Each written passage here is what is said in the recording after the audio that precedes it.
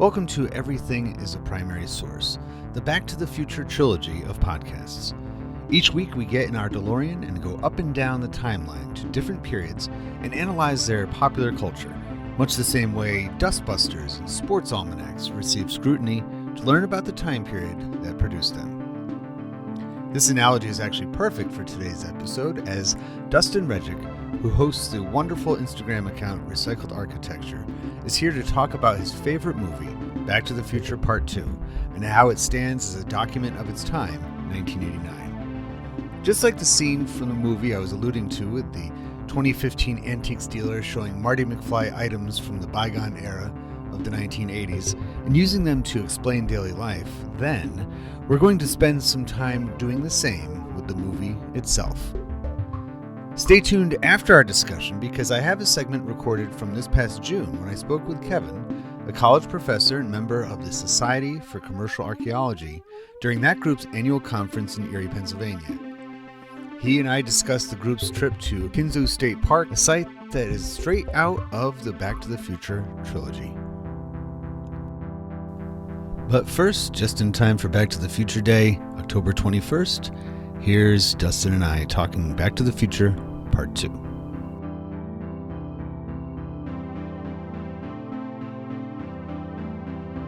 So, recycled architecture, you were saying when you're going down the road, it's like you see something that you're like, that definitely was.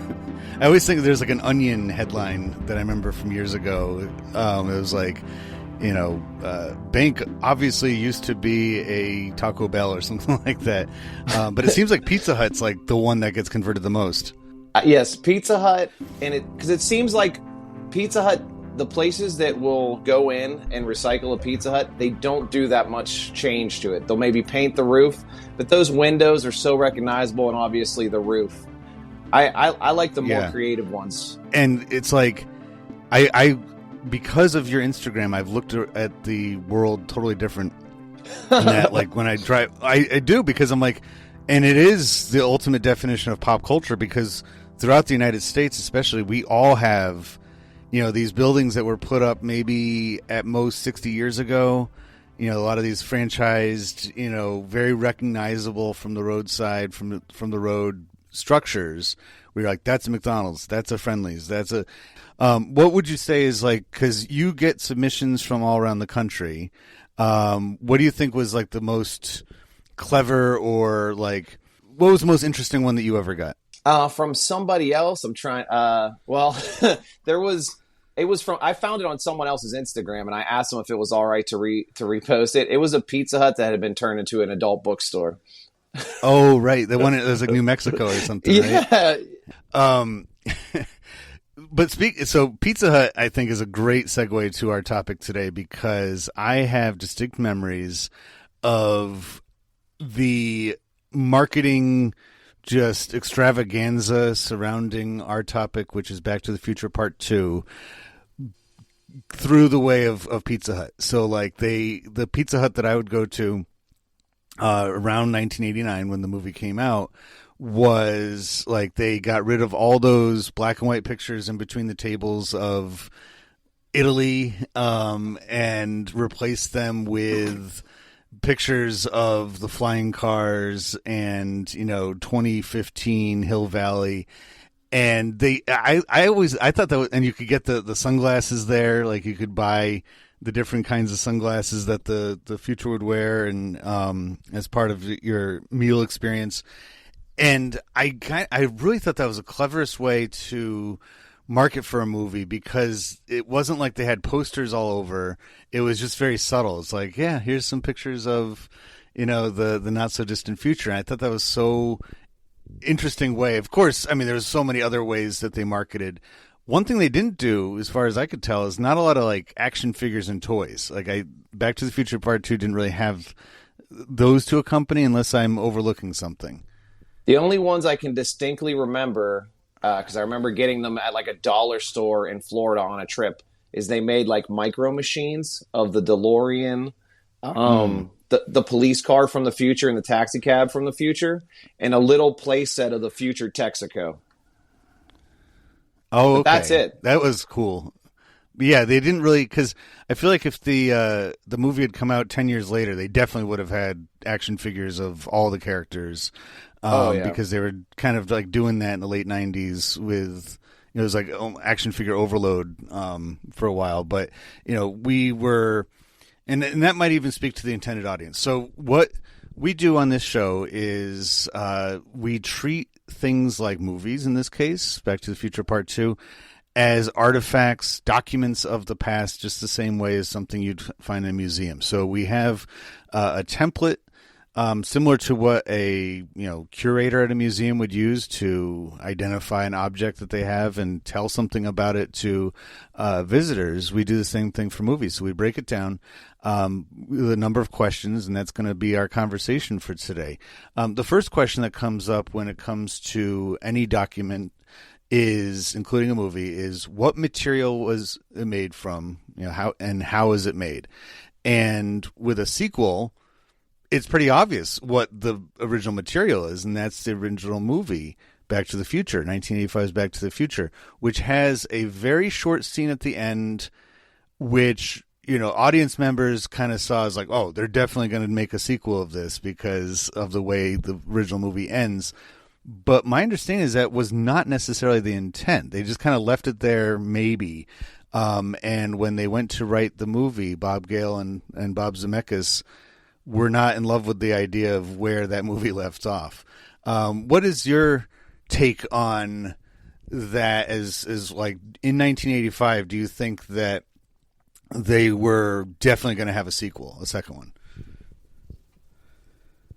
Oh no, I know. I mean, they had no intention of making a sequel. They, in fact, like the To Be Continued, they only did that for the home video release. In the original theatrical showing of the movie, it did not have To Be Continued.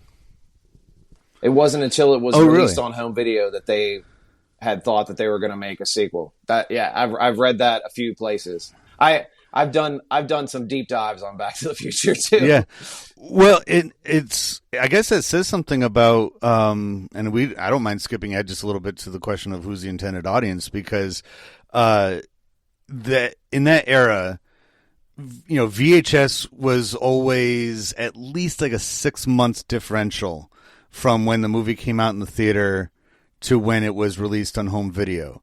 And so the audience in the theater probably, they definitely loved the movie, but there was some time in between.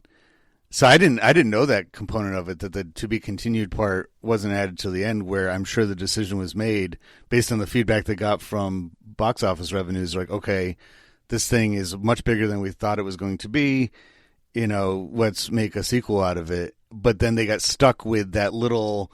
It was supposed to be kind of a throwaway scene, right? With Doc coming back from the future and, bring her along too. He was adamant about that. And then they're like, oh, crap, now we got to write in a Jennifer storyline. Well, and I think I want to say it was Bob Gale. I'm not sure which of the Bobs it was, but one of them definitely said if they had planned on making a sequel, they wouldn't have put Jennifer in the DeLorean with them. Because you see how quickly into the future she's like essentially taken out from that story. Not taken out, but I mean they put her to sleep. Minimize her. She does come back, but not right. Yeah, and it's not the same actress either. Right, which I mean that, and same thing with Crispin Glover. It's like that. I know the reasons why the two actors didn't come back are totally different. The original Jennifer, it was because of an illness in the family that she had to take care of, and so they brought in Elizabeth Shue for that. But with Crispin Glover, it was, I need more money because, he was, I don't think his age difference was all that great from Michael J. Fox. Like, he was in that group of young actors as well and saw the movie as his springboard to great fame. I've seen interviews with him before about the lawsuit that he brought because I guess they used, against his permission, a face mold to make a mask for the actor that took over the role of George McFly to look like him. And he's like, you can't use my likeness without my permission. And I think that was like the beginning of him getting a reputation in Hollywood of being kind of an oddball. But when I've heard him speak about it, I'm like, no, this guy seems like Right. has a legitimate argument as to why you can't use your face. I mean, it's getting so hard nowadays with AI and No, all he the want deep fakes and stuff. But in the 80s, I mean, it was like a new thing. he won that lawsuit. He did. Yeah. He did. They had to pay him for using his likeness, but he Yeah. wanted $1 And million with good reason. and script approval to be Yeah. in Back to the Which- Future too. Which they're like, the star is Michael J. Fox, right? Like, it's not you. People aren't Right. flocking Yeah, to the theaters to exactly. see, Crispin Glover. But, I think he saw it as, kind of like almost like another version of the Brat Pack kind of thing. Like all these young actors, him and Michael J. Fox and Leah Thompson, and I guess even Thomas Wilson as being kind of this, these young actors who are presenting such a sweeping epic of a story, which that idea of being a sweeping epic really picks up with part 2. Because the interesting thing is that how is it made? They were making part 3 simultaneously with part 2, which I think is kind of wild. For the time. Nowadays, that seemed, I'd say about 10 years ago, that seemed to be the norm. They were taking these big movies and filming multiple sequels at once so they could release them one after the other. But for the late 80s, Back to the Future was kind of, they made themselves a franchise overnight by making the 2 sequels back to back. Where does part 3 rank with you? Do you like part 3 close to how much you like part 2? Absolutely not. No, I mean, I Okay, enjoy good. the movie, but my God, no. It's my order is 2, 1, and then 3. I'll watch 3 Yeah, if a it's on distant TV, third. but I will not seek out 3. Yeah, Yeah. it has some moments, I feel like- but no, it is not Yeah. anywhere near. Because another part of the material of making, this kind of movie, it's a time travel movie. And I feel like every storyteller that does a time travel story has a different set of rules that they go by. Can you actually, and in part 1, it always kind of bothered me when, this brilliant scientist was like, or go back and see the birth of Christ. And, it goes December 25th. And I'm like, well, so, first of all, that didn't happen on December 25th. But if you were to go back in time, you're not going through time and space, like, or see the Declaration of Independence. I'm like, okay, so you'd end up in Hill Valley, California in 1776. You have to drive across With the no entire roads. continent, Right. Right. Yeah, and you do need roads in that time period. And it's like, so the rules are for Back to the Future is that this DeLorean can go through time, but it can't go through space. Which I understand now even more so why your Instagram is what it is, because there's a lot of recycled architecture in the Back to the Future series where they go back and forth to Hill Valley in different timelines, and the same buildings used for different purposes throughout. But that's like the rules of time travel for Back to the Future seems like, I don't know, they kind of throw them out the window with 3. They get fast and loose with it, and it's like, oh yeah, everybody in Marty McFly's family line has married the same looking woman. Like, that's so lame. Well, what you were saying about, like, I really did think about how in the movie how much I loved the recycled aspect of it, because if you watch, like, they're building the courthouse in part 3, and then it's all nice and new in part 2 in the original movie in the 50s, and then in the future it's a mall, which is I don't know, maybe they weren't so good with the future, because in 2015 I don't know how well a mall is doing in Right. downtown Hill Valley. It was fun when October, was it the 22nd of October that they 2015 is when Marty 21st. arrives. Yeah, it was Wednesday, October 21st. Okay. And I remember that day distinctly because everyone's like, "Oh, it's Back to the Future Part 2 day," and we have ourselves an opportunity to see how well they, we're matching up with the present. And I love visions of the future as a way to those in themselves are almost like documents of their own time, because they can only work with so much. Like in 1988, that looked like, I think most people agreed, like, yes, flying cars will be part of our future. But, that hasn't taken off, literally. And and they're like, oh, but, they must have had so much fun in designing 2015, because some of it kind of has come to fruition, like, the way we're communicating right now.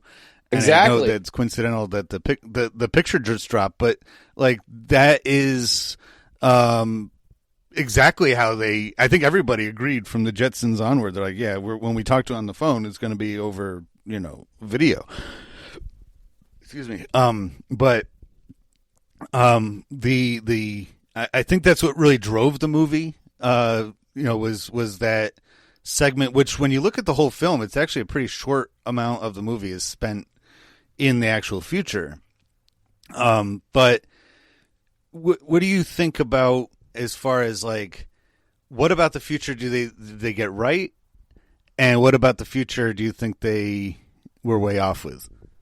All right, so first off, my cousin and I went and saw it again in the theater on October 21st, 2015. And they did add what I really liked was they had a special introduction from Christopher Lloyd dressed like Doc Brown.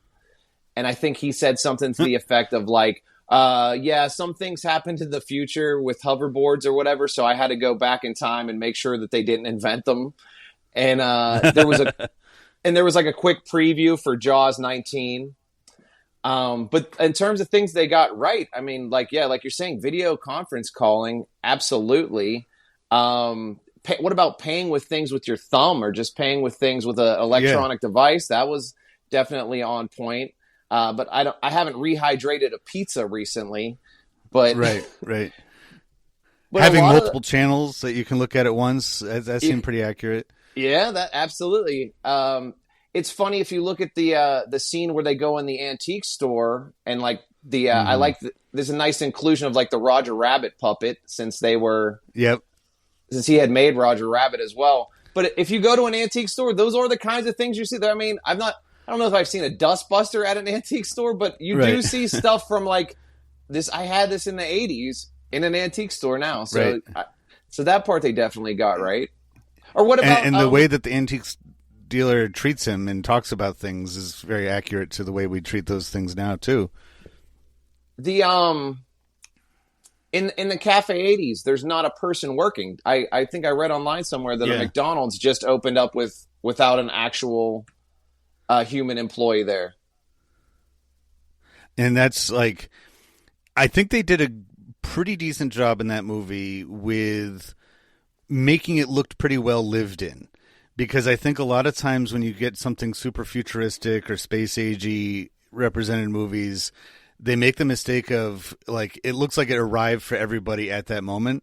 But, like the Cafe 80s scene, they do a nice job of showing people just kind of like going to this place, and it's not like overly busy. There's like maybe half a dozen people in there already, and it's just like, it's just one of many choices we have for a meal. If they, and I remember learning when, because remember the age of DVDs when you can watch like a director's commentary segment. When I was watching for part one, they said when they were populating 1955 Hill Valley, they made sure that they looked at statistics at any given time since the automobile age began, only like maybe like 10% of the cars on the road are late model. Like almost everything else is at least, a decade old or more. And so that's why you don't see a lot of like brand new 1955, Chevys driving around. And then the same thing when they populate the 2015s, like you see like advertisements for getting your traditional car to be, like the DeLorean has been, augmented so it can actually fly. That they understand that not everybody just one day said, all right, now is the age of flying cars. We're going to go out and, now that Cafe 80s place is open. Let's go eat dinner or lunch or whatever. It's just kind of like this. They do a nice job of just kind of showing that he's been plopped into a world that's been active since he left, 25 years before. Yeah, Goldie Wilson III will hover convert your old road car into a Skyway Flyer for only $39,999.95. But yeah, no, I that is one of the aspects of the movie that I enjoy so much, and like there's a lot of little Easter eggs in those future cars. Like I think the car from what's that movie, Last Starfighter, it's in the background. The car from Blade Runner is in the background. When they go, and it's like real, like blink if you'll miss it. Like I think when they go to Hilldale, where Marty lives in the future, the spider car from Blade Runner is in one of the car. It was in one of the driveways, but it's repainted, so neat. Like you don't see it as a police car. It's like and I've only noticed that because I think I had the Back to the Future 2 trading cards when I was a kid. And I was like, wait, that car looks super familiar. And then only since like the internet was I like, oh, okay, that is why it looks so familiar. Because on the one hand, it's like they were maybe trying to send signals to us and, add those little Easter eggs in there. But on the other hand, it's like that's what movie making was in that time period with actual practical props. It wasn't CGI, that they just were pulling from what they had access to on the lot. And actually, that's a perfect way to bring it up because I know that the set designer or the art director or whatever for the movie wanted to interpret the future differently than say Blade Runner had, which sadly Blade Runner is actually a little bit more accurate as far as what things look like in the 21st century. But it was like, okay, that gave us a dark, very, kind of pessimistic look to what the future looks like. Hill Valley 2015, if we take that trajectory that, they were on when the first movie left off, it looks a lot more hopeful, looks a lot more bright and optimistic, which is not something that would happen a lot in the 80s. I think that visions of the future traditionally in the 80s or so seem to be kind of bleak, whereas this movie changes that and makes it look shiny and promising. The one thing I always got really annoyed with is the way that Biff has returned to his nasty ways. Like I always thought it was fun in the original movie when you see him, waxing the cars and everything like that. And he's like, oh, yes, sir. And he's all meek and everything. I'm like, oh, finally he learned his lesson. And then when they show him, at the very beginning, he's like, something's going on here. And it's like his darkness returns. I'm like, no, I like it when people are reformed for good. But that really drives the story, though, is him turning into, old mad Biff again. What do you think about Biff's direction for the second one? He definitely becomes an angry old man. And it drives the plot of the movie when he like puts two and two together when like Marty's son wakes up and runs out and he's like, wait a minute, two of them? And then what I was thought was like, and it even bothered me as a kid watching the movie. I'm like, how did he figure out how to get in the car and get it to go through time? And then it's not like he's like a able-bodied, like running around guy. He's an old man. He has to hide that car somewhere on the outskirts of Hill Valley because whenever he goes through, right, he's not in town. And how's he going to get into town? I guess that's things you're not supposed to worry about as a viewer. But even as a kid, I was like, how'd that work out? Well, and I think that's what makes the third one kind of weak because they get even, I hate to say it, but lazier with those kinds of dynamics. Like, just those little details that made the first one so great are kind of lost by the time they're making the third. And that might have everything to do with the simultaneous creation of the two sequels, that they're like, well, we have to, we're going to have to make some, cut some corners somewhere. And one of them will be, we don't have to explain how Biff learned how to activate this, one of a kind time machine device thing and make his way all around, the circuits of time. And I know that because I was always confused as a kid when he comes back to the future and it looks like he's like having a heart attack. And I remember seeing on like a deleted scene, he like erases from existence because they said that he he doesn't live till 2015 in the new timeline that he creates. Is Right. what is how I was to understand that, but they didn't do a good job of explaining that. Right. It just like looks like he's an old man having some kind of incident, and you're not really and it's kind of a shame that, I mean, again, it's a fantastic movie. It's so much fun, but that it kind of takes the fan to do their own research to find out and like listen to those commentaries and read up on articles and be like, oh, that's why they were doing that. Because at the same token, I don't like it when movies over explain to me, and they feel like I'm too dense to figure out, and put two and two together. So it's like, okay, now that I rewatch this over and over again, and given the time period in which this movie came out, the video rental age, they knew people were going to be watching it over and over again, and not just, like, oh, I saw that once, that's enough. They're going to keep going back and analyzing it. And, speaking of going back, that I think is one of the coolest things about Back to the Future Part 2 is that it's, I think it's the first movie to ever revisit its original. Like, I can't think of anything else before that. I know other movies since then.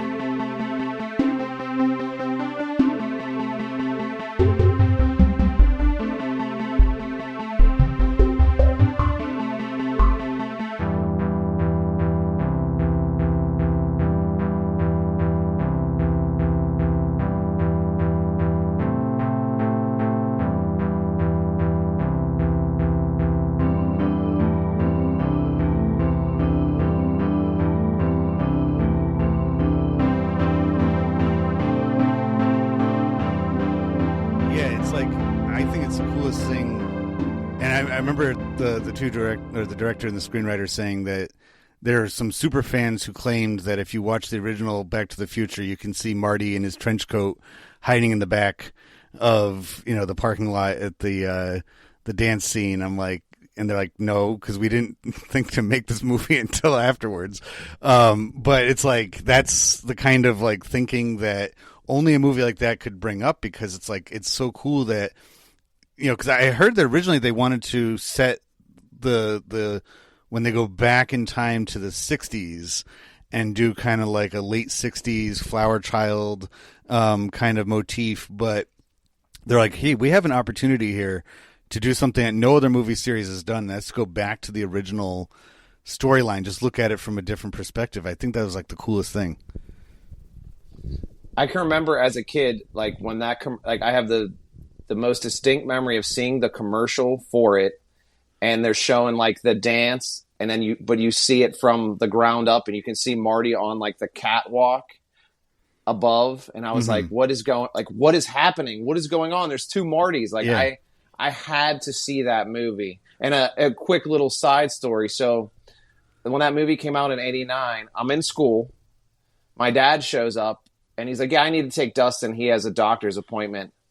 And I was like, doctor's appointment? And we went and saw Back to the Future too. It was still one of the coolest things my dad has ever done. Yeah. Yes. That is so cool. That is awesome, actually. I love that. And it's like, and you technically did, because Doc Brown is a doctor, so he had an appointment to see Doc Brown. So it's not a lie. That is awesome. So it's like that. I think it all kind of fits into the time period, that the care that it went into. So when it comes to who made it, I mean, we could list off all the actors because they were definitely part of it. But I think when it comes down to it, you have Bob Gale and Bob Zemeckis, the two Bobs, what was their status in Hollywood by that point, would you say? Like, how recognizable? Because I think now, after they have like, especially Bob Zemeckis, Who Framed Roger Rabbit, Castaway, Forrest Gump, under his belt, that his name is up there with like the Spielbergs and Nolans and all these great actors or directors of our era. But in the time of Back to the Future Part 2, when they were developing this film, how recognizable do you think, what was their status in society? Well, I think before the internet, people really didn't know all those names like that. Like, sure, you knew like Steven Spielberg and such, but I feel like Mhm. sometimes people didn't even like you would watch the end of the movie and be like, oh wait, that is the guy who directed that other movie I liked. But like it wasn't as Mhm. I mean maybe that was just I was 9 in 1989, so I don't know, but I think people are way more aware of following a director now than they were then. Yeah. Well, because they had to go as far as I think like Spielberg was the name of the '80s because of all those big movies that he had made. So much so that they made a big deal out of him being the producer of Back to the Future. Like that was a thing, and Goonies and a couple others where they just like kind of used his name, sort of like how Tim Burton's name with The Nightmare Before Christmas. He had nothing to do with that movie other than like the basic idea for it. But they just use it as a way to tell people like, okay, this isn't just some other science fiction adventure movie out there. This is a Spielberg, kind of like he gives his blessing on it, and it's going to be good because he's involved in some way. Whereas, like just a few years later, you could actually just say it's a Bob Zemeckis film, and you're right. Like people would be like, "Oh yeah, yeah, that's the guy who did all these other movies. I think it's going to be good." Right. Yeah. It's weird how things have, and I think even nowadays it doesn't even matter. Movie like it's so the way people consume movies is so different now. A lot of times people like when that movie came out, I was like, I need to see this like immediately, day it comes out. And Mm-hmm. nowadays it's like, oh, I can wait, or it'll be on demand in three Right. months or less. Yeah, you absolutely like weigh out your options when it comes to a movie a lot more than we did in those days. Like this was Back to the Future Part Two. I didn't have anybody pluck me from school for it, but I do remember distinctly going to see it, and it was in the same theater that I saw the movie Twins, which aesthetically they kind of have some similarities as they came out around the same time of like the colors and everything. I always just kind of like when I was younger, I kind of confused the two because I saw them in the same theater, not terribly far from each other as far as time. And I'm like, oh wait, when's the part that those guys get killed for stealing? Oh wait, that's not this movie. That's That's a Twins. different movie. But Julius. But yeah, it's like that kind of thing. Uh, and so that I think that you're absolutely right about that. In the '80s, we didn't have the structure of networking that IMDb eventually gave us that we could be like, okay, if you liked, it's like we know maybe we have room in our lives for like one director and that's it. Steven Spielberg, king of the '80s. He makes all these great movies then and '90s for that matter. Jurassic Park, biggest movie of the '90s probably. But attaching his name to things was the way that you would get people to the theater because otherwise it's who knows, this time travel movie, it's ridiculous. I've been watching just starting like a couple days ago the series Outlander. I don't know if you've ever seen that one. It's based on a book series and it's also about time travel. But what's fun about it is that it's a time traveler from 1945 and she just slips through like kind of inexplicably 200 years into the past. And so it's fun because it's not a modern one. It's not like in the Back to the Future movies where it was taking place in the 80s and we got to see an 80s teenager. It's like here we have somebody that's not even from our time. So she doesn't have all of the knowledge of computers and, television even. It's just all 40s stuff that she carries back with her to the past. But it's a pretty good series. They seem to have, I mean, it's definitely not science fiction like Back to the Future is, where there is a science component to it. Like as junk science as it may be, it is, the flux capacitor is the explanation as to how it all works. It's not as simple as like, say this, say this line 3 times and you'll be transported. It's like, no, you have to use this specific machine to get to and fro to the future. So far in the series, and I could, listeners might be like, oh, you screwed up with this. But so far in the series, it doesn't seem like much of what she does in the past has any effect on the future, and that's what I really love about from the beginning of this Back to the Future series, how even the most minor change, and like Doc is adamant about this with Marty, is like nobody should know about their own future because even the slightest change could have cataclysmic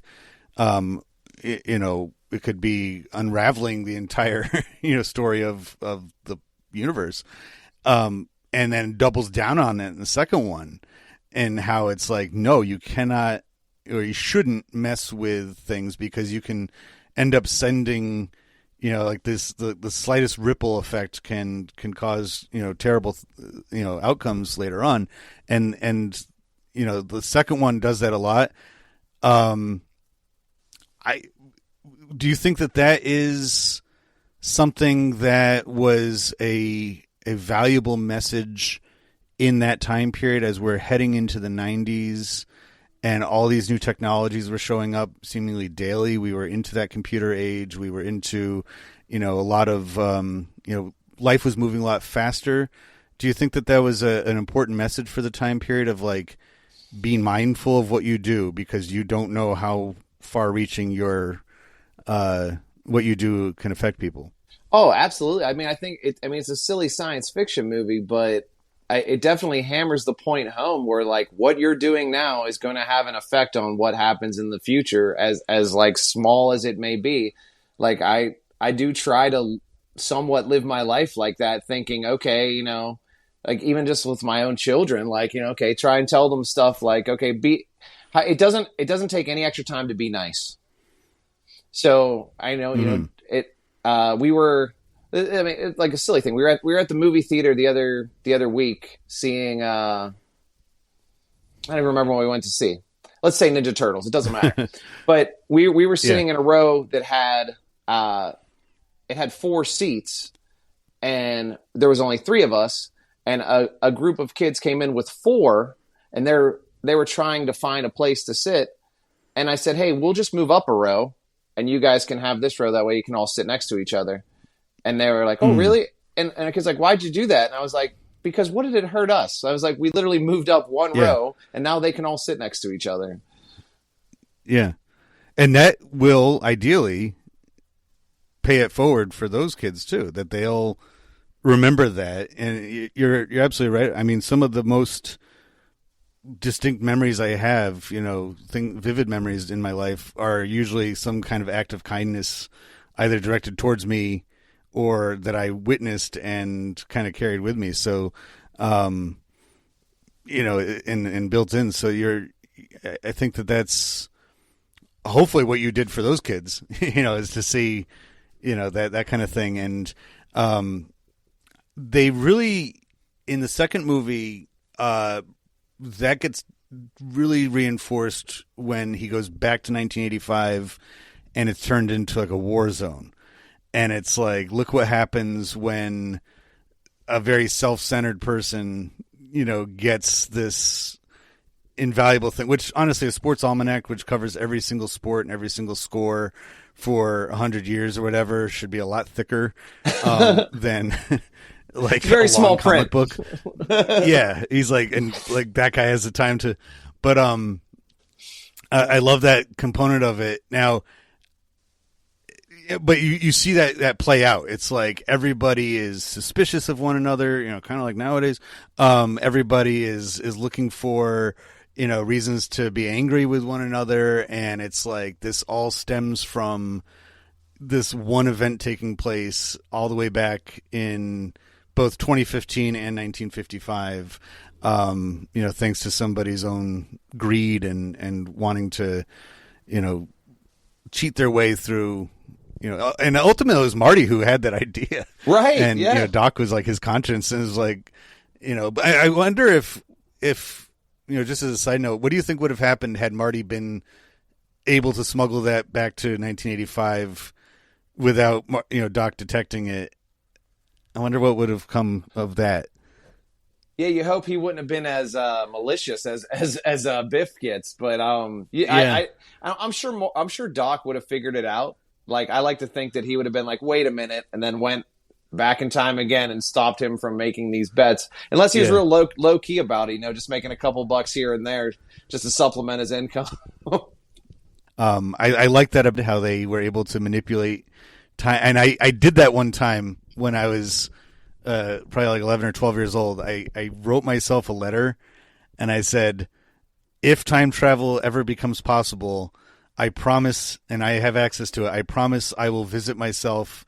And I wrote down the date and the time and everything like that and like put it away. I lost it. But I looked out my window. I'm like, okay, I don't see an older version of myself wandering around my backyard. So this one obviously doesn't work. That proves to me. Or maybe you did, and you knew you couldn't interfere with your younger self, so you just peeked from a distance where you couldn't see your younger self. I had binoculars, and I was like, so maybe one day I'll be in that situation. Like, oh yeah, that was the most boring thing I could have done with time travel. Is go back to 1993 and spy on some kid and get arrested.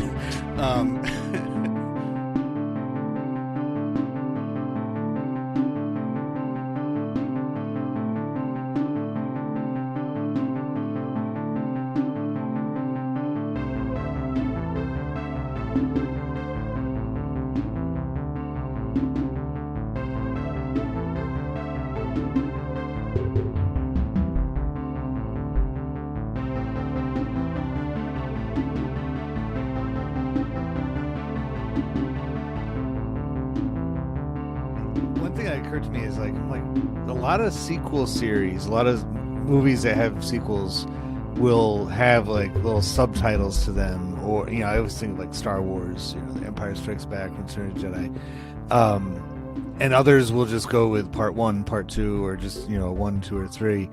I wonder if there's any conversations when they were making the sequels to the Back to the Future, if they were going to call it like Back to the Future 2, sliding through time, or or if they're just content with like the 3-chapter series. It's interesting. I never thought about that. Yeah, until you just said it, I never thought about that. Yeah, it's just Back to the Future 1, Back to the Future 2, and Back to the Future 3, and that's it. And you're never getting a Back to the Future 4 as long as the Bobs are alive, they said. Which is probably a good thing, because like we were saying before, it's the third one just kind of peters out.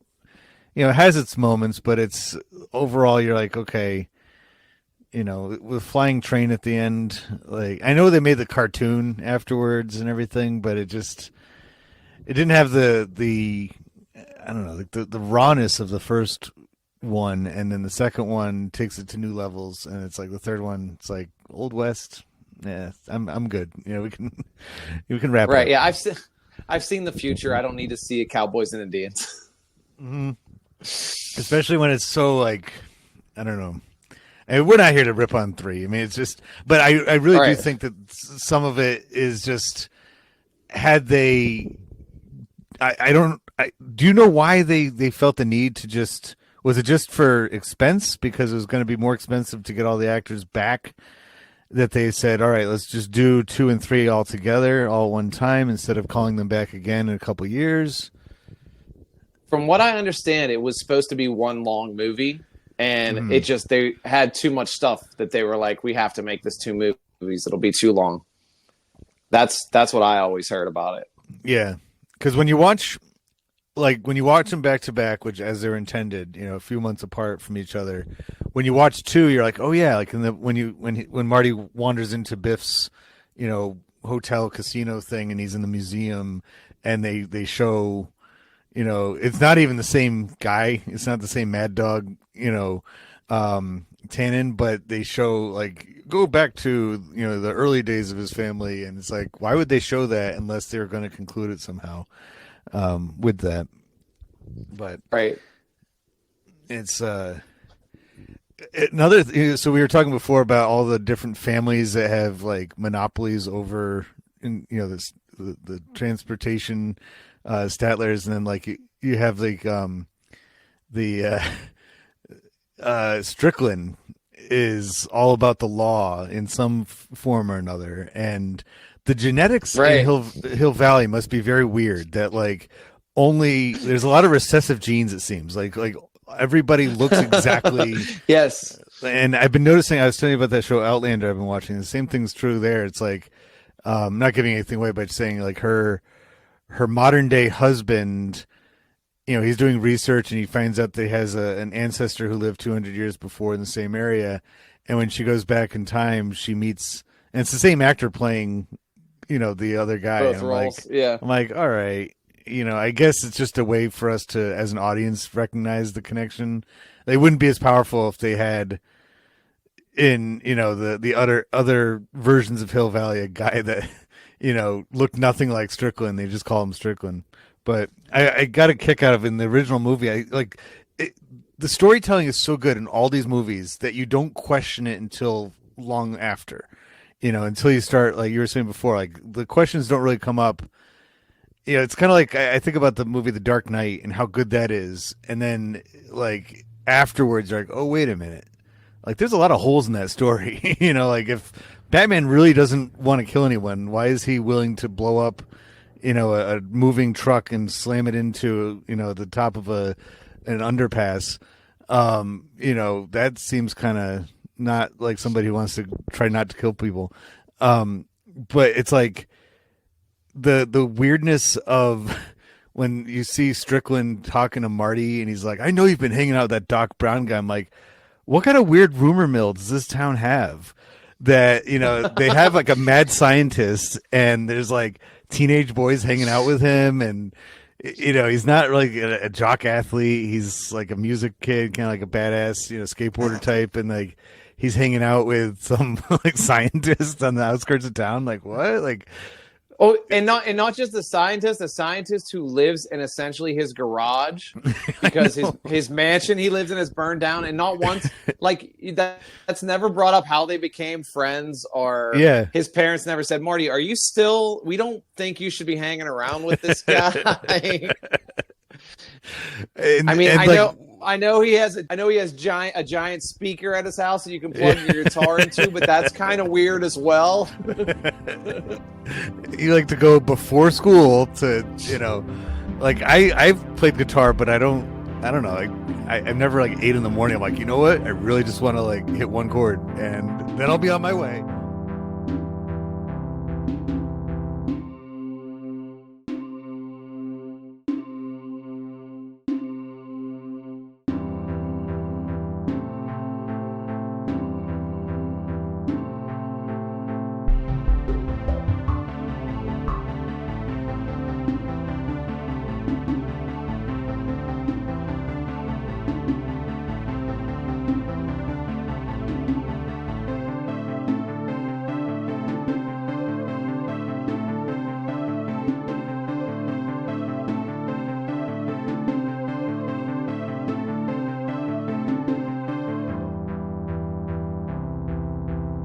That kind of storytelling, not that the 80s didn't have lazy storytelling, but I feel like we've been lacking in that kind of complex thinking from a storyteller that produces really cool scenes like that with, the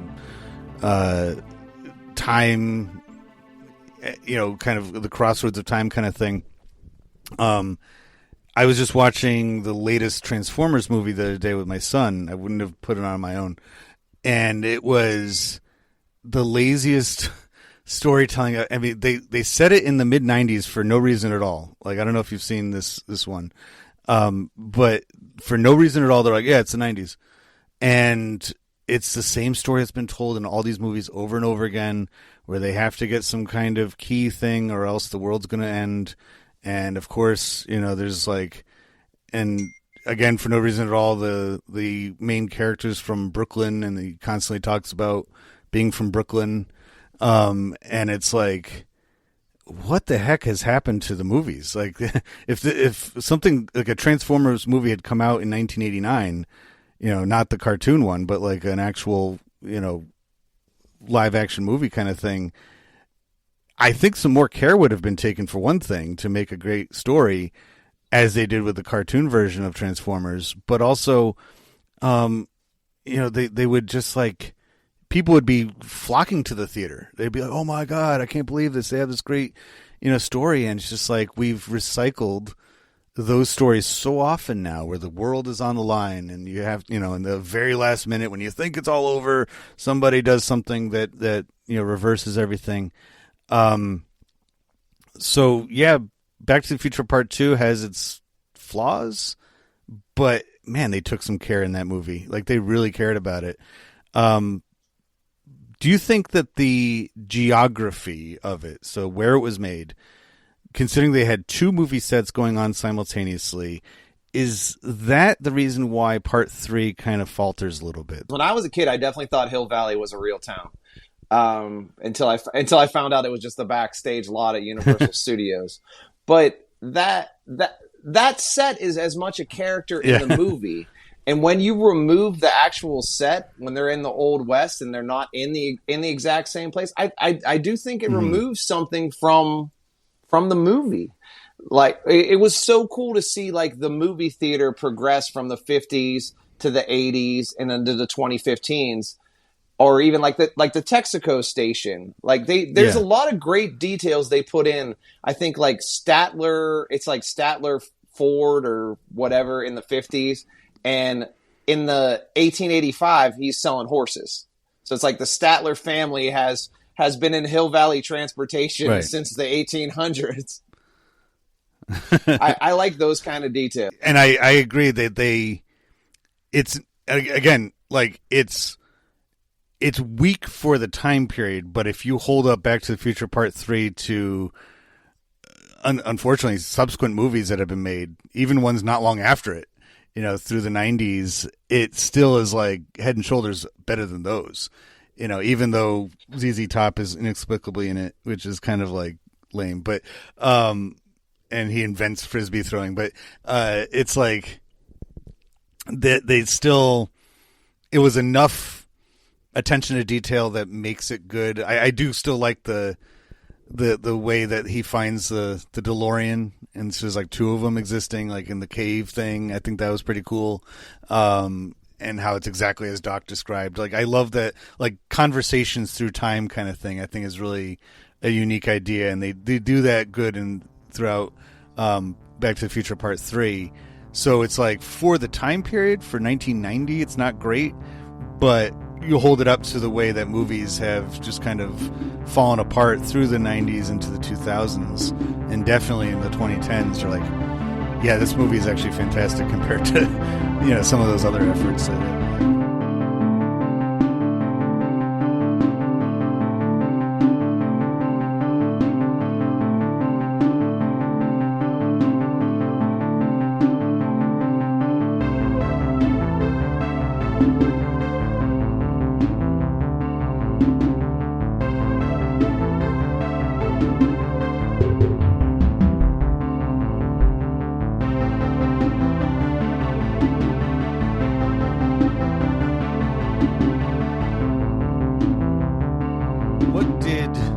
Movie-going audience, what other distractions did they have in the late 1980s that this movie series really had to like?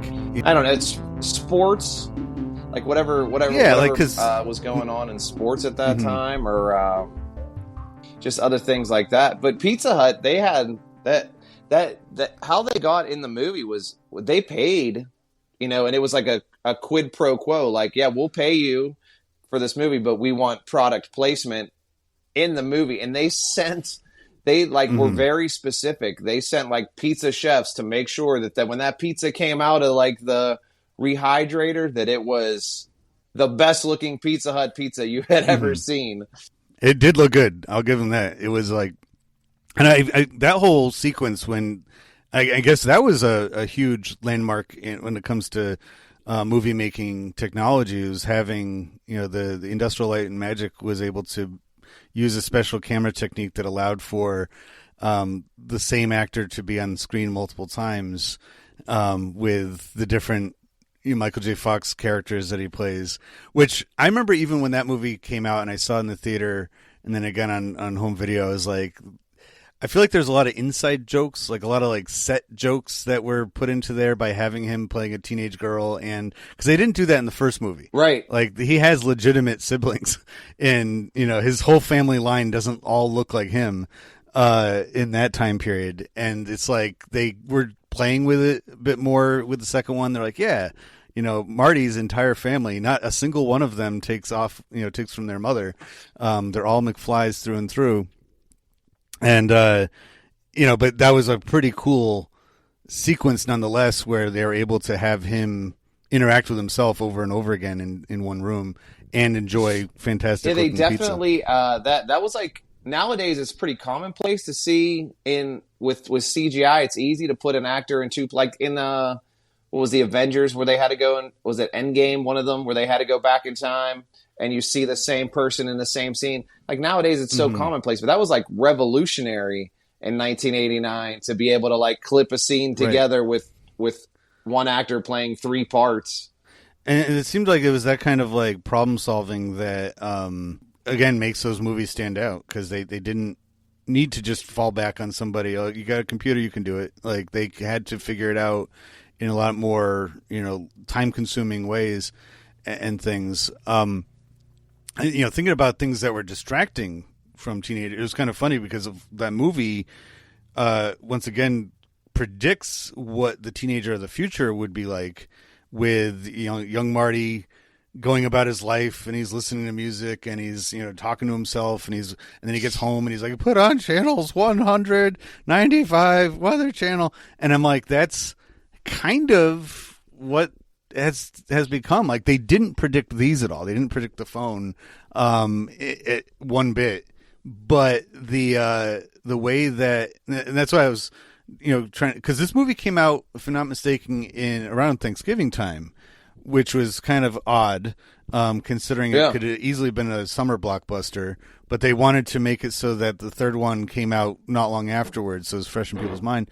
It was almost like Back to the Future had to prove itself as like, no, we are the pop culture landmark of the 80s. Like, you other pretenders need to stay away, because we know what we're doing here. We're going to be your main focal point, and that may be why because they definitely didn't release that movie in late November as a way to get Oscar nods for acting or anything like that. Which Thomas F. Wilson, honestly, he should get a lot more credit for portraying the different Biffs so well, because and I remember reading and hearing actually from Bob Gale that the alternate 1985 Biff was based in a lot of ways on Donald Trump of that era. He owns a casino. He is very egotistical. He has like paintings of himself. He surrounds himself. He's married, but he surrounds himself with women all the time. And it's like they're kind of like the prediction of what a Biff Tannen world would look like, where is like, I am the law. Like I'm the like the police. I run the police. Basically, what he says. And like bikers are going everywhere, and he has this like kind of Elvis-esque, mafia, like the Memphis Mafia. Behind him is helping out with cracking skulls and stuff. It was like that was another like, I don't want to say prediction of the future that came 100% true, but it was like, it was clear that it was based entirely on reality of the 80s, like what we were seeing. Yeah, in the 80s as a possibility. I've heard that as well, and you can definitely see how that works out in the movies. Well, his little mafia, it's the same three guys that were his gang in the 50s, and they do such a good job of using the same actors in various roles.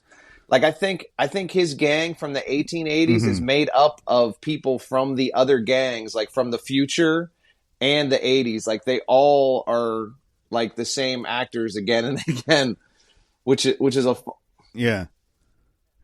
I love the future gang, especially with like the guy has all the different sound effects on him, which kind of came true, and like the girl has like this claws thing. Whenever I see, because I'm a high school teacher, so like whenever for the last couple of years kids show up to school wearing either clothes that's like kind of looks like that, or especially when they dye their hair like blue or green. I'm like, thank you for like looking what I pictured the future to look like. You know, like back when I was watching Back to the Future Part 2, you're kind of fulfilling that prediction of, you know, because like those teenagers in that movie are dressed really weird, but nobody seems to bat an eye at it. They're like, yeah, that's what they do. You know, it's just like not a big deal. But it's like when I see kids just kind of like acting that way or, you know, dressed that way, I'm like, yeah, it's pretty much what 1989, you know, set up for us. That this is going to be reality. I remember when it came out on VHS, and I'm sure the statute of limitations is up on this. My dad definitely dubbed a copy of it for me, and I just watched it over and over again. Like there was a point where I could probably just recite the movie line for line, saying every line. Mm-hmm. But that was when even as a kid, I started noticing things that, you know, if you watch it real quick in the movie, you wouldn't notice. Like when he goes to the alternate 1985 and he's at the Biff casino and they got Biff's old 46 Ford there looking all nice with the Biff mannequin. There's a cop behind him and the cop starts lighting a cigarette. There's a tiny sign there that says smoking required. and like seeing it in the movie theater, you wouldn't, but so only good. Like watching it through like pause. And now with DVDs or just watching it, you know, online, you can see things that you would have never noticed. Or even when he's in the 50s, you know that you have to know that tunnel that he goes through, that is the tunnel from Who Framed Roger Rabbit that goes into Toontown. It's the same exact tunnel. Oh, really? Okay, I didn't know that. That they did, and I guess with the director using kind of like that's like his baby. I guess is like, you know, that tunnel will bring you to different times and places. I suppose that's really clever.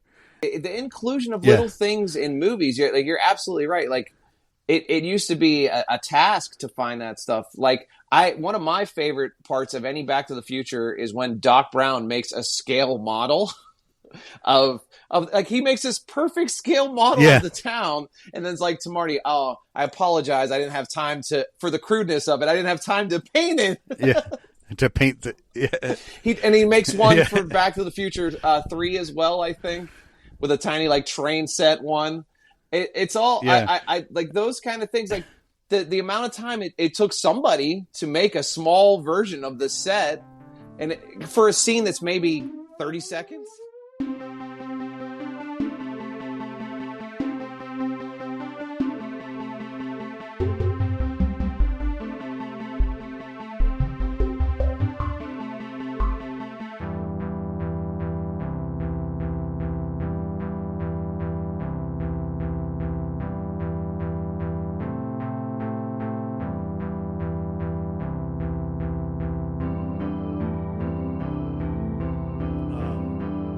What kind of punctuation does the Back to the Future movies put onto the decade of the 80s? Would you period, exclamation mark, question mark? Oh yeah, it's I mean, Back to the Future is the quintessential 80s movie. It happened mid 80s. I mean, so they filmed the first one in 84, I guess, because it came out in 85, and then the second one comes out in 89, and they filmed it all in the 80s because they filmed 2 and 3 back to back. Right. So yeah, even though 3 came out in I think 1990, but it's definitely if you look at like when Marty, like how excited Marty is to get that Toyota truck, or like nowadays it's like that's not that great of a truck, but I'm glad you really liked it. You know, it's all waxed up for you to take it up to the lake and everything. But but even like the house they live in is such an 80s house. Yeah, it's such a dream of the 80s, yeah. Right, yeah. It's like that's the house you want in the 80s. You want that driveway. You want to live on that street. And it's definitely like 80s.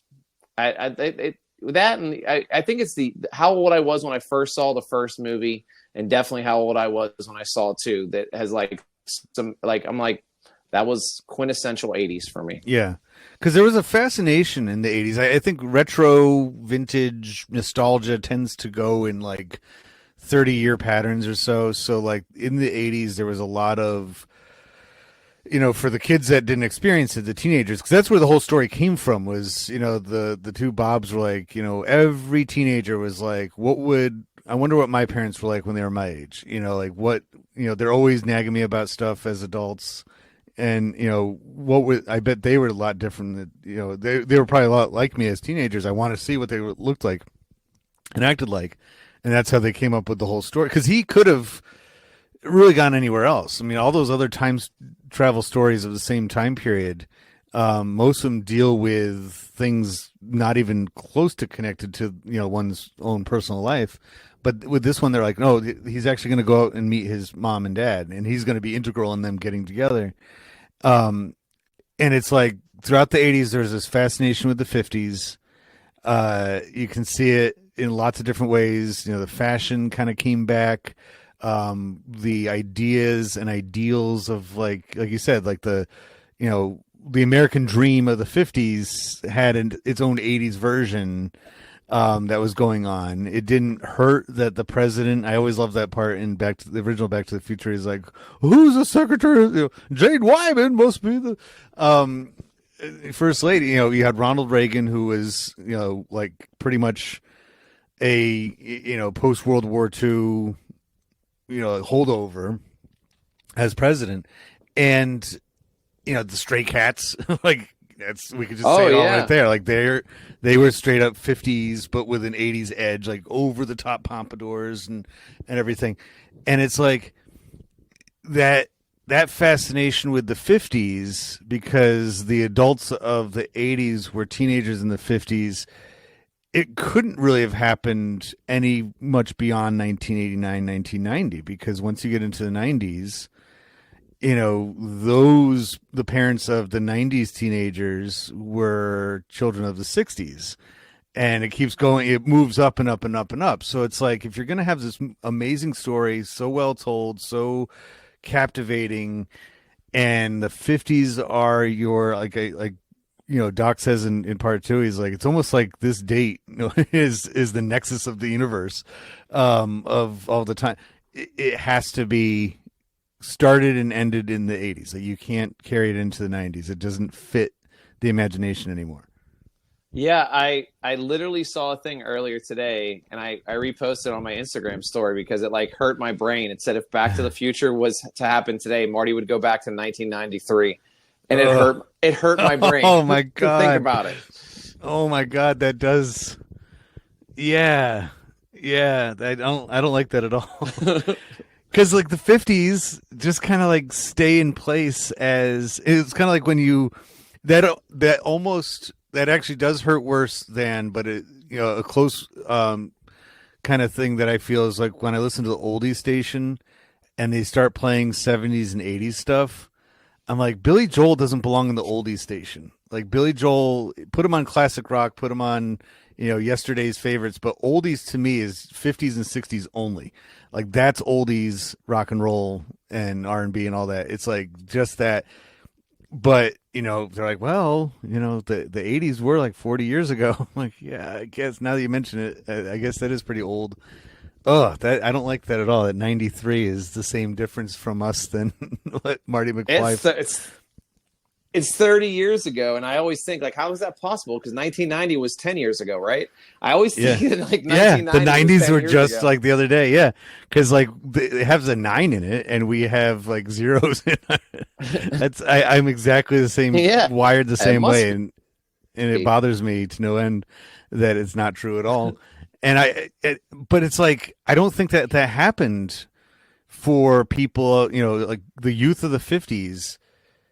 The 80s everything had changed so much. I mean, I don't know if we can apply it just to the space age or Watergate or Vietnam, those kinds of major generational landmarks, that may have been enough just to make a completely different world on the other side of, the bicentennial.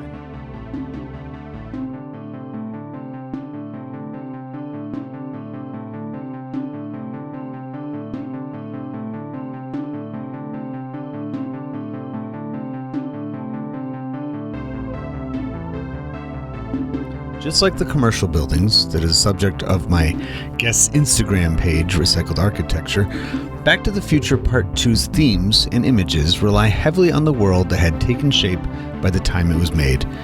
And just like Recycled Architecture, when the movie was made, its vision for the future was being informed by everything that had led up to the present.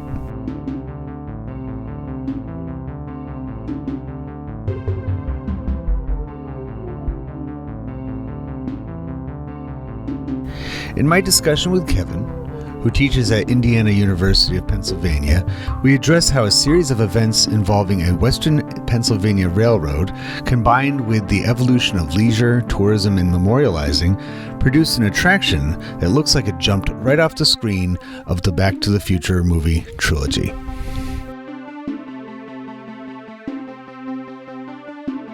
you doing? Oh, great. I'm Eric. How are you? And I don't know how much background you got, if any, about what I do for my podcast, but it's not unlike what it sounds like you do, and that's to take things that are oftentimes overlooked as documents of the past and treat them like artifacts in a museum. Right. And so I usually focus on pop culture, movies, okay, TV shows, and things like that, but I broaden it to things like commercial space, and in this case, I wouldn't mind, if you don't mind, talking a little bit about Kinzua State Park, if that's something that you're willing to do. Yeah, sure. So we're here at the SEA conference, and how the conference usually works is there's a field trip where the emphasis is on built environments, especially built environments related to commercial architecture, modernism, commercialism, pop culture, and trying to understand these relics and artifacts as if they're archaeology and presenting them into some sort of a context. So yesterday we left Erie, where we're having our conference, and we traveled on Route 6 east to Kinzua Bridge. And Kinzua Bridge was built in 1882 by the Erie Railroad as a way of moving coal out of western Pennsylvania into New York along the Erie Railroad system and into the Great Lakes. So they built this very, very high, long trestle across Kinzua Gorge, one of the dissected stream gorges on the Allegheny Plateau. And then they used it. They used it for almost like probably 75 years. They used it all the way up until 1959. They rebuilt it in steel in 1900. And then coal played out. They didn't need it anymore. And so the state took over it and made it the center of a state park. For a little while, a tourist railroad was running across it, the Kane and Knoxville Tourist Railroad. But then that played out. But as a feature in the state park, people could walk across the bridge. Well, they realized that it was aging, it was rusting. They had to rehab it and especially strengthen it against possible lateral winds that would come from a big windstorm or a tornado. And it so coincidentally happened that while they're rehabbing it for a potential storm that may come down the gorge, a storm came down the gorge, and an F1 tornado came right down the gorge, right when they're rehabbing it against exactly that kind of a problem. And I believe this was in 2003, and the whole bridge just fell over, except for the northern and southern parts of it. So they rehabbed the parts that were standing. They left the ruins in the valley, built a new visitor center, and now the attraction is called Kinzua Skywalk, where you walk out on the still standing parts of the collapsed bridge to see, the ruins of this trestle down in the valley. So it's an awesome sight. And it's now sort of like a major attraction in what's being marketed as the Pennsylvania Wilds. That's sort of tourist-oriented, nature-oriented part of north central Pennsylvania. That is such in the way I look at things, and I'm sure you do too, considering what you do, is like looking almost like layers of time are Sure. being represented here, and I thank you Sure. so much for that background, because it's like the original reason why there was a trestle in the first place was because of, the coal industry and, moving things, and then eventually tourism. I think that the way it is right now speaks volumes about the early 2000s, about 20 years ago. Because I feel like in another time period, they would have been either, the idea would be like, let's just close it for good. Let's close it for good, right? Let's demolish dangerous. the whole thing and forget about it. Yeah. Right. But because, in that early part, and it's weird to talk about 2003 like history, but, it was 20 years ago. So Right. we can. I think, like, what does that tell you about sort of the spirit of preservation and the spirit of historical interpretation at the early part of the 21st century, where they say, let's not clean this all up. Let's actually allow people to explore it and make it an attraction.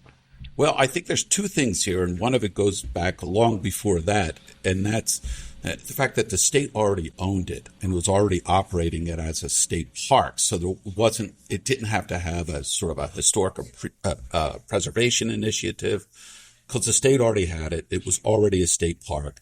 So when Mother Nature dumped a whole bridge into the gorge, it was just a matter of, what are we going to do with this thing? We were going to rebuild it. Are we going to rebuild it now?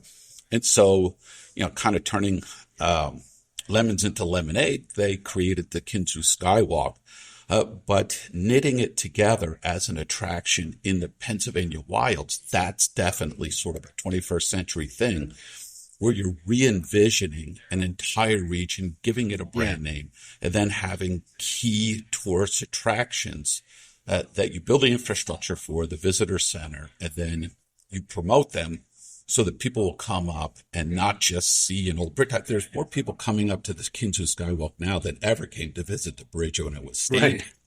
Right. But they're also visiting other sites in north central Pennsylvania, Benezet, where they see the elks. Especially in the fall, people go up there and they look at the elk herds that are in Pennsylvania, is another one of these major attractions in the Pennsylvania wilds. And so that's all since 2000, this rebranding of north central Pennsylvania as a tourist destination with a lot of attractions to see, without a doubt.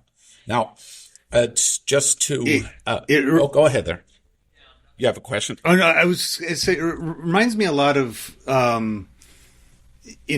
memorializing as well, like the way that things are memorialized. I remember, of course, the most changing, the biggest event that changed everything was 2 years before this was September 11th. And when they were trying to decide for the appropriate memorial, not only in Manhattan at Ground Zero, but also all over the country, and especially the Northeast, where firefighters descended on, Manhattan to help out.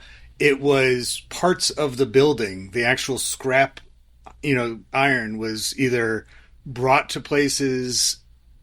Very seldom was it like melted down and turned into other things. A lot of times you just see in communities, here's a beam. I think about here, because I'm in New Hampshire, and we have just near Nashua is Hudson, New Hampshire, where they have Benson's Animal Park. And it is now, it's an incredible park. It's just a nice walking tour place. But when I was a kid, it was like a zoo / amusement park.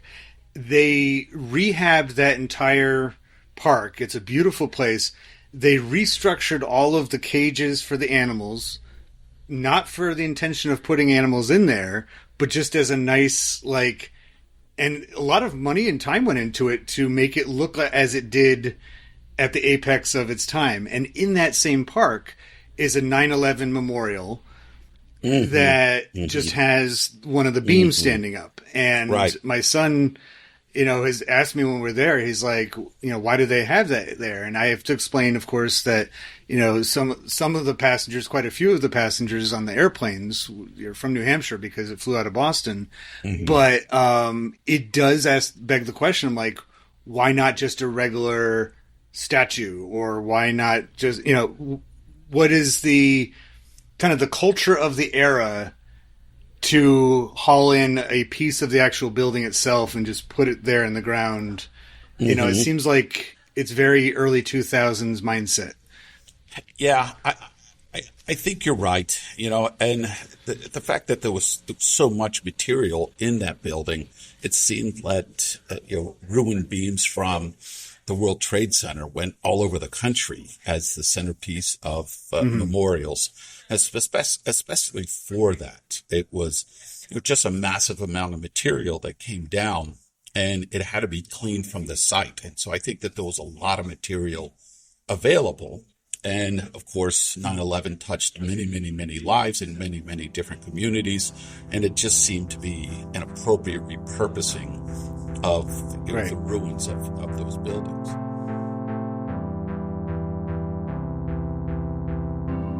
Please be sure to check out Dustin's Instagram, Recycled Architecture, for regular reminders of the commercial world that existed in previous eras. And while you're at it, look for the Society for Commercial Archaeology on Instagram at SCA Roadside, as they think along the same lines as Dustin.